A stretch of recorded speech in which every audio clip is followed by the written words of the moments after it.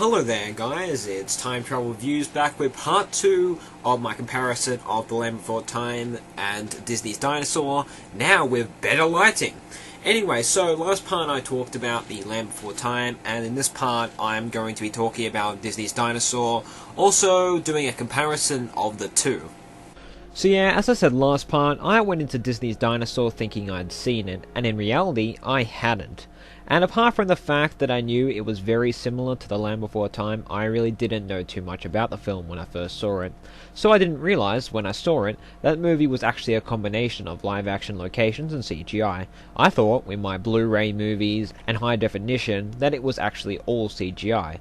So I thought it was pretty impressive looking for 2000.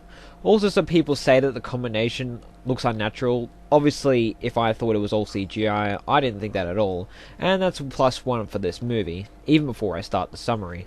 Anyway, so the film starts silent for the first 8 minutes as we see a dinosaur egg travel large distances for a variety of different ways. And the animation's good, and just when you think this is going to be one of those silent, realistic films where animals don't talk, we hear this. Yar, what is it?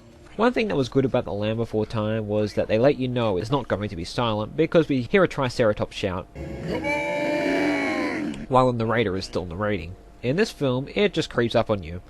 So, some of the CGI for these lemurs is not too great, but it's nothing to really complain about. We see them hatch the dinosaur egg. Let's just say that Littlefoot's introduction is much cuter, or at least less creepy human baby-like.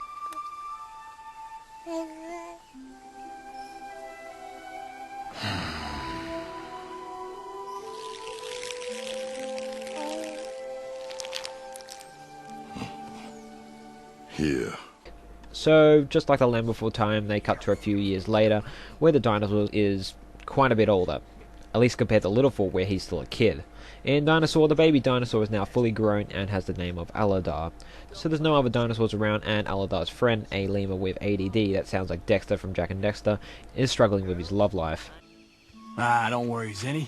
You always have next year. Hey, I'm lucky to be rid of them. With the ladies, before you know it, they all want to move to a bigger tree.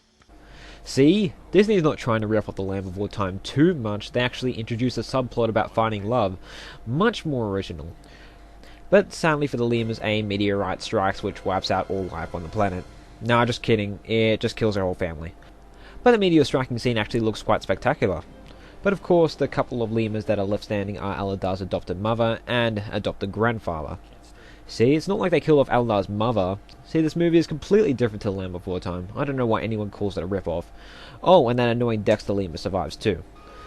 They later on discover some other dinosaurs. Now, let's just think about this. Aladar has known he wasn't a lemur, and was this big reptilian thing all his life, and now he's finally come in contact with more of his kind. How is he going to react to this? Will it be surprise, shock, fear, joy? How about vacant, or just not reacting at all? This is something I would have thought Aladar would have had a big reaction to, and I wanted to see his reaction, but he just seems dull about the whole thing when meeting more dinosaurs. Continuing on, Aladar gets introduced to the other dinosaurs, and they explain that The land has been changing. That is why we must walk as far as we can each day until we reach the Great Valley. oh wait, wrong movie. Play the other one.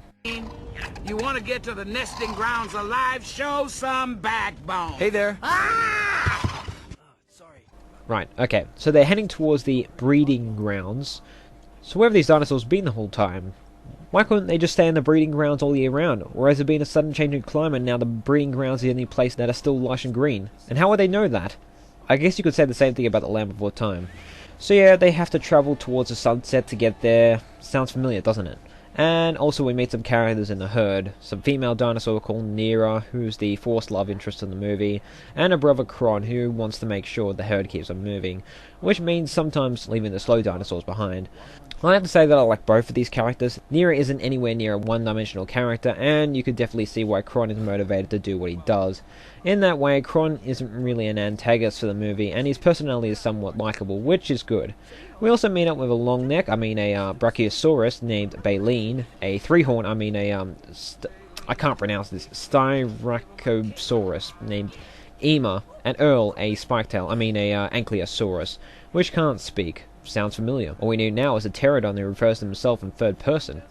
So they find a lake that's been dried up. Alda, however, finds out how to get water in the lake, because apparently he's skilled in knowing how to find water in dry locations, and then they all stay there for a nap. In the meantime, sharp teeth, carnivorous dinosaurs, have been stalking the leaf eaters. Something I want to mention about this movie thus far: it's quite different to many other Disney films. It has a lot of dark moments in it, like dinosaur bones, bloody dinosaurs, the lemur death scene as we saw earlier, and really not too much comic relief or cheery musical numbers to make up for it.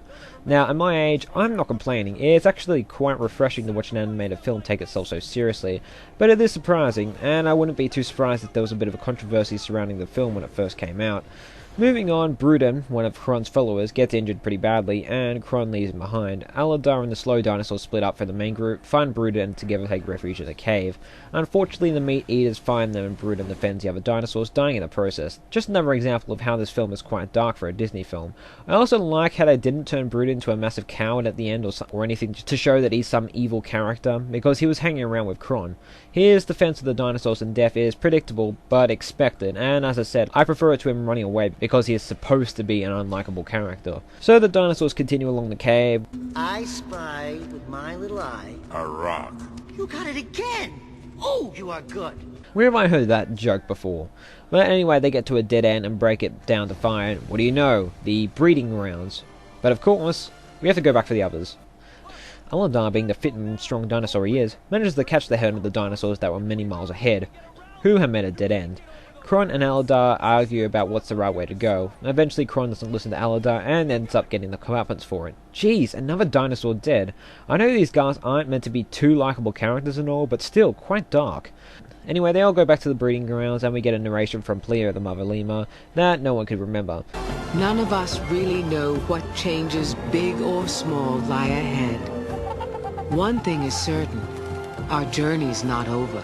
See, they got a woman to do the narration, not Platt Hingle. There's something that's different. Oh, when Aladar ends up with Nita. Big surprise, I know. So yeah, I sounded like I was taking the piss out of Dinosaur, but I actually did like it when I watched it. The pacing was good, the ending was satisfying, and it was predictable, but in a good way. I also really liked the seriousness of the film too, which is very hard to find in many animated films. The film was so serious that the comic relief character, Zini, or Dexter, kind of feels out of place in the film, and really isn't needed at all. It's quite ironic that The Land Before Time was praised for being more like classic Disney than Disney's own films of the time, but Dinosaur just tosses the Disney formula right out the window and probably tried to be as least like Disney as possible. I can't really call Dinosaur underrated or overrated because it just seems that it's one of the black sheep of Disney films, and Disney fans often call this one of their least favourite Disney films. It's also got quite average reviews, and I think it deserves better praise than that, because it is a genuinely good film. But then again, the film was the 5th highest grossing motion picture of 2000, and I don't really think it deserves that honour, while The Land Before Time didn't even get in the top 10 list of 1988. So what do I think is a better movie? Well, it's probably quite obvious by just how I've read the summary and my overall relationship with the two films. I prefer The Land Before Time. That's not to say that Dinosaur doesn't do things better. Dinosaur's plot seems a little more solid and better written than The Land Before Time. I also think that Dinosaur takes more risk and overall feels less cliche than The Land Before Time, but in every other regard, I prefer The Land Before Time. It's so much more emotional and hence memorable movie. The music is stunning, the way the movie is drawn and animated is stunning, the way the kids interact with each other in The Land Before Time is much less forced, and much more fun than the little comic relief in Dinosaur. Even after putting nostalgia aside, I do prefer The Land Before Time. I said that a serious animated film was refreshing, and Dinosaur is probably the more serious one out of the two, but they are both quite dark for children's films, and of what humour it is in The Land Before Time, I do prefer it and overall like it, and I think it ends up balancing the dark out well enough that it's enjoyable for kids. I'm sure that there will be people around that would prefer Dinosaur to The Land Before Time. For one, Dinosaur is much more realistic, so kids who are more interested in studying the realistic side of dinosaurs would prefer Dinosaur. I know kids who didn't like The Land Before Time for its unrealism and for its over cutesiness, so that's why some would prefer Dinosaur. Dinosaur is also over 10 minutes longer than The Land Before Time, and it ends up feeling quite a bit more complete than the 60-odd minute Land Before Time. Again, wouldn't be a problem if those scenes weren't cut that I mentioned last part. To sum everything up, both of these are good movies, but I wouldn't call either great. The Land Before Time, since watching it back in May, has become one of my favourite animated films of all time, and this is mainly for nostalgic reasons, and I can understand that it's not for everybody. For example, I watched Secret of NIMH and American Tail, and I couldn't get into either of them. So it probably would be the same if one my age would try to get into The Land Before Time. There are much better animated movies than The Land Before Time, such as probably both the Lion King movies, which were most likely somewhat inspired by The Land Before Time, and also any Pixar movie, as well as some DreamWorks films. The Land Before Time is also kind of outdated. It really does smell of a movie made 20 years ago. The animation is obviously very old. I really don't mind it. It kind of fits with the whole prehistoric theme of the film, and I can appreciate something for when it was made. I also prefer this kind of traditional animation to the terrible CGI effects added to some newer 2D animated films such as the Land Before Time sequels themselves. The Land Before Time is in no way a perfect movie, and I wouldn't particularly say it should be on your top 10 animated films list like it would be on mine. Dinosaur, on the other hand, gets the story of the Land Before Time, makes it more serious, fixes some plot holes, changes the ending, but overall it loses the emotions, magic, and fun of the original film. I didn't mind it though. I would highly recommend The Land Before Time for children. It's such a memorable film that sets great nostalgia for when the children are older. It may appeal to adults, but it works especially for kids. Dinosaur is for everybody, though it's not as good as The Land Before Time. The Land Before Time gets an 8.5 out of 10 from me, and Dinosaur gets a 7.5 out of 10. Okay, now that that's out of the way, I think that there's some other Land Before Time movies that I want to talk about.